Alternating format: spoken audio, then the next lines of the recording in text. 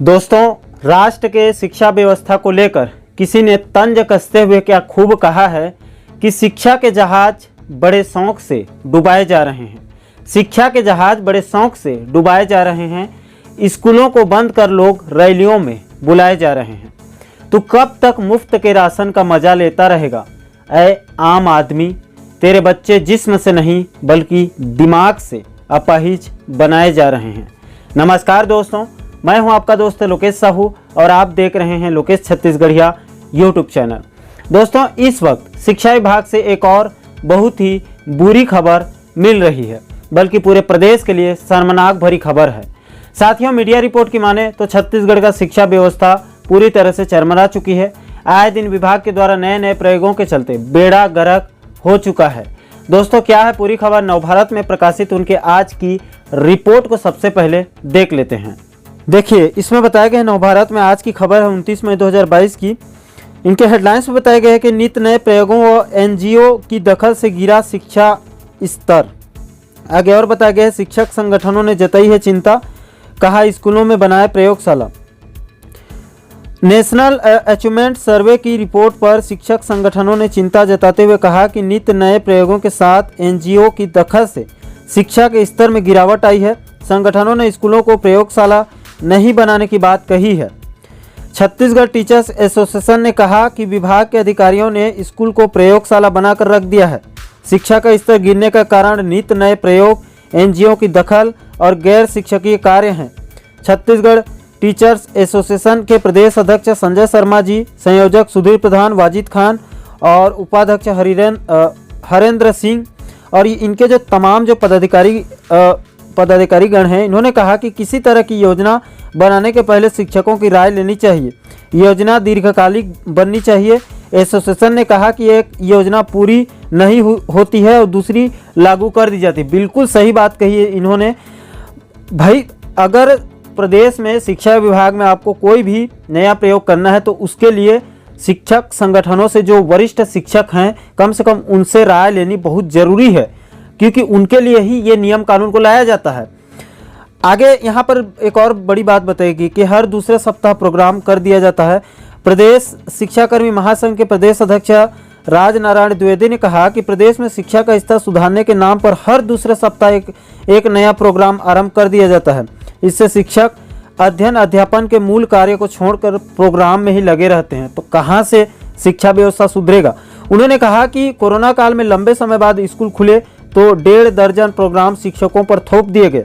स्थिति यह रही कि कोई भी प्रोग्राम पूरा नहीं हो सका। शिक्षकों को केवल पढ़ाई पर ही ध्यान केंद्रित करने देना चाहिए। साथ ही एनजीओ की दखल अंदाजी बंद कर देनी चाहिए। बिल्कुल सही बात कही है। इनके बातों से मैं पूरी तरह से एग्री करता हूं कि शिक्षकों का काम शिक्षा व्यवस्था को मजबूत करना है। उनको वही काम देना चाहिए, तभी जाकर प्रदेश में शिक्षा व्यवस्था सुधरेगा। दोस्तों, आखिरकार जिसका डर था वही हो रहा है।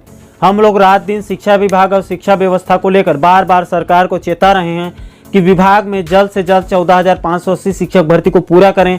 इसके बाद कला वाले बेरोजगारों के साथ साथ और भी तमाम जितने भी विषयों के रिक्त पद हैं उनको तत्काल भरें, जिससे शिक्षा विभाग में शिक्षकों की कमी की भरपाई भी होगी और साथ ही साथ हजारों बेरोजगारों को शिक्षक बनने का मौका भी मिलेगा। लेकिन ये सरकार कान में तेल डालकर सो रही है और आए दिन नए नए प्रयोग करके पूरे शिक्षा व्यवस्था का बेड़ा गर्क करके रख दिया है। दोस्तों, एक बात हमेशा याद रखना कि जिस प्रदेश का शिक्षा व्यवस्था मजबूत होगा उस राष्ट्र के विकास को कोई नहीं रोक सकता है। क्योंकि जब बच्चे पढ़ेंगे लिखेंगे, उनको अच्छी शिक्षा मिलेगी, तो जाहिर सी बात है कि उस राष्ट्र में सबसे ज़्यादा कलेक्टर, डॉक्टर, इंजीनियर, प्रोफेसर और वैज्ञानिक निकलेंगे जो अपने राष्ट्र के विकास में अपना बहुमूल्य योगदान देंगे। यहाँ तो बच्चों को गोबर बिनवाया जा रहा है, उनको बोरेबासी खिलाने के लिए प्रेरणा दी जा रही है। उस राष्ट्र की शिक्षा व्यवस्था और विकास का बेड़ा गर्क होना तो तय है, क्योंकि बड़े बड़े नेता और अधिकारियों के बच्चे सरकारी स्कूलों में नहीं पढ़ते हैं, इसलिए उनको शिक्षा व्यवस्था से कोई लेना देना नहीं है। आखिर में उस गरीब मजदूर और किसान के बच्चों को मरना है। मुझे कई साथियों ने बार बार कमेंट करके पूछा कि सर, आप सिर्फ शिक्षा व्यवस्था के ऊपर ज़्यादा फोकस करते हैं। मैं उन साथियों को आज बता दूं कि मेरे लिए सभी विभाग और सभी नागरिक एक समान है, सभी के भावनाओं का आदर और सम्मान है। लेकिन आज आप लोगों को इस वीडियो के माध्यम से पता चल ही गया होगा कि मैं क्यों शिक्षा विभाग के ऊपर इतना फोकस कर रहा हूँ। मुझे अच्छे से पता है दोस्तों कि सरकार शिक्षा व्यवस्था का बेड़ा गर्क जरूर करेगी, क्योंकि उसको युवाओं को बेरोजगार रखना है। अगर हमारे सरकारी स्कूलों के बच्चे अच्छे से पढ़ लिख लेंगे तो कल को सरकार से नौकरी मांगेंगे, क्योंकि शिक्षा ही है जो सवालों को जन्म देती है।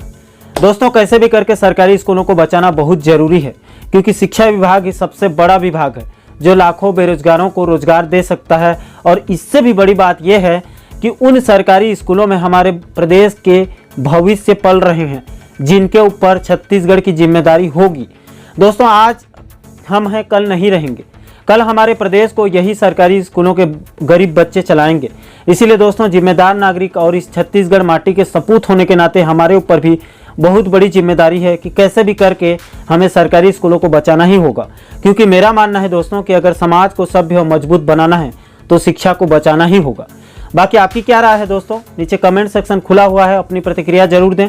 और साथ ही साथ आप प्रदेश के इसी प्रकार के महत्वपूर्ण मुद्दों पर आगे भी वीडियो देखना चाहते हैं तो हमारे चैनल को आप सब्सक्राइब जरूर करिए, ताकि हमारे सभी नए वीडियो का नोटिफिकेशन आप लोगों तक तुरंत पहुंच सके। दोस्तों, इस वीडियो में फिलहाल इतना ही। मुझे दीजिए इजाजत। मैं मिलता हूं आपसे एक और महत्वपूर्ण मुद्दे के साथ।